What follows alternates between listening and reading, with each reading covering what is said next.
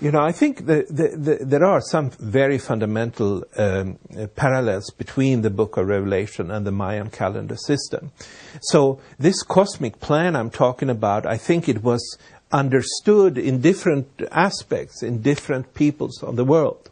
And that would include the Jewish tradition that wrote the Bible and the Book of Revelation. So, for instance, I've been talking here about how each of these underworlds is a process in 7 steps of active days when things happen. And if you read the Book of Revelation, it's full of these descriptions of step by step, the first angel, the second angel, up until the 7th angel.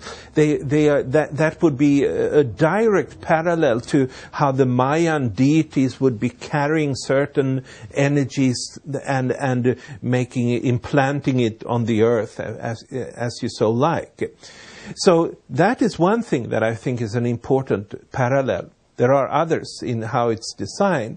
But I also tend to think that the overall idea of the Book of Revelation is that towards the end, after a lot of turmoil and whatever dramatic events, there is the promise of a new world where there should be no pain, no sorrow, and to me, that is really what will be playing out.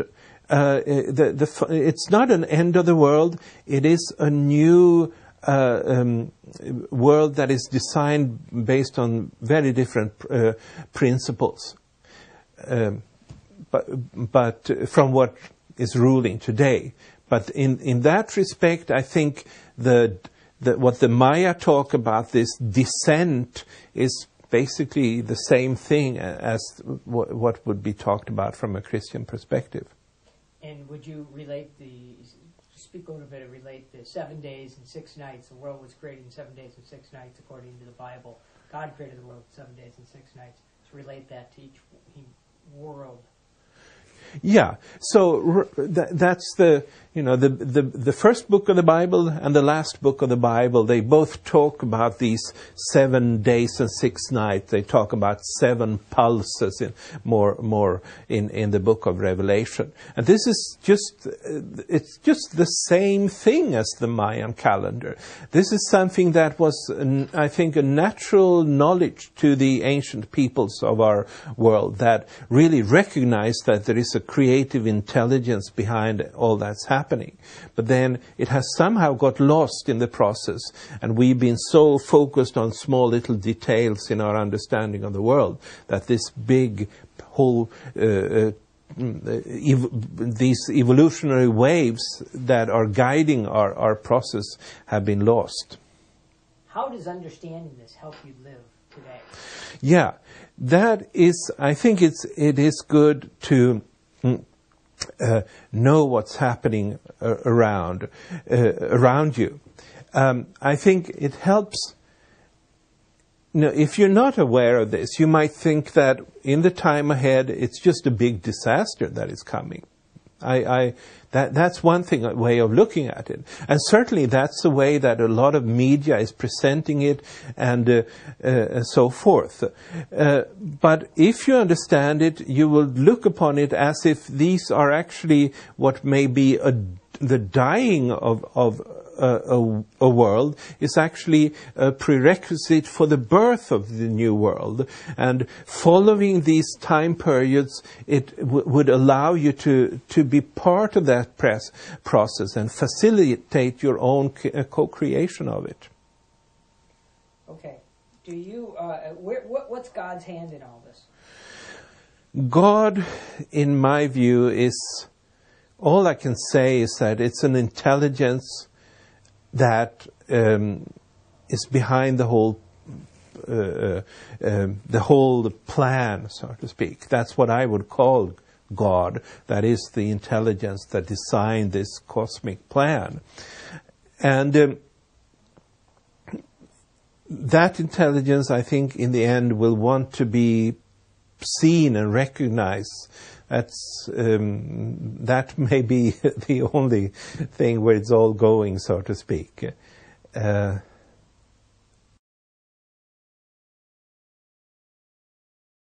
Well, I think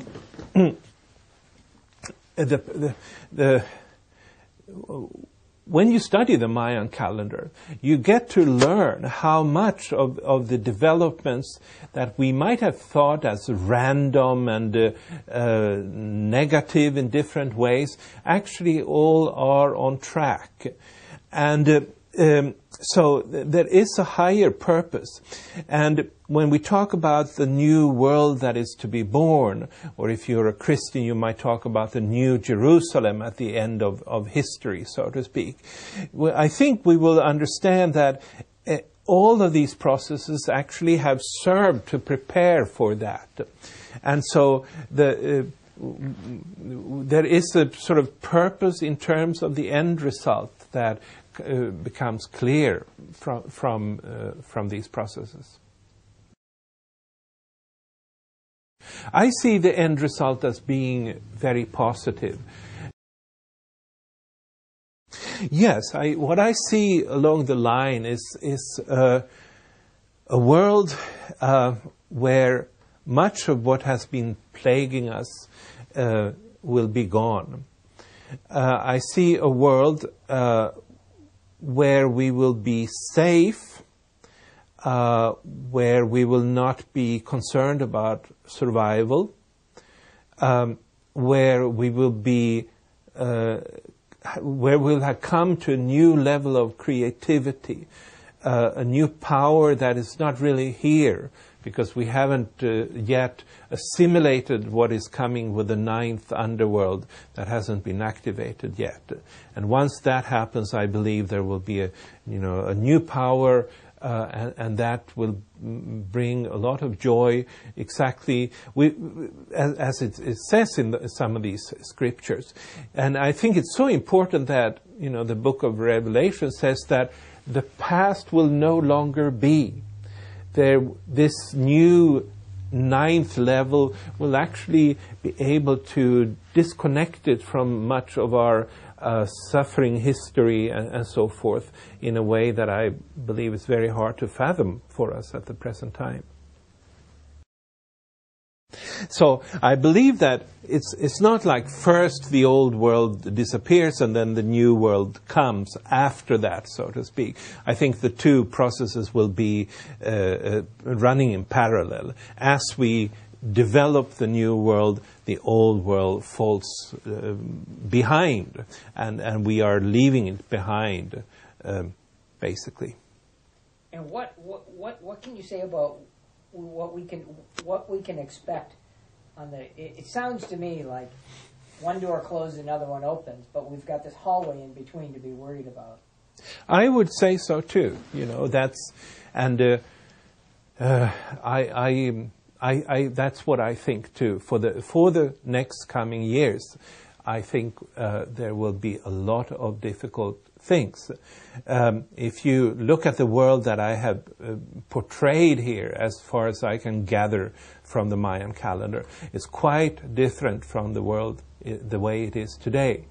Meaning that there probably will be struggles between different groups of people, some wanting the old way, some wanting the new way, and there will be if the world is, everyone is going to be an equal in terms of economy and so forth, we can imagine that would take an enormous change.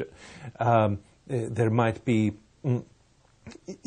so I imagine this as being a very difficult time to this new world.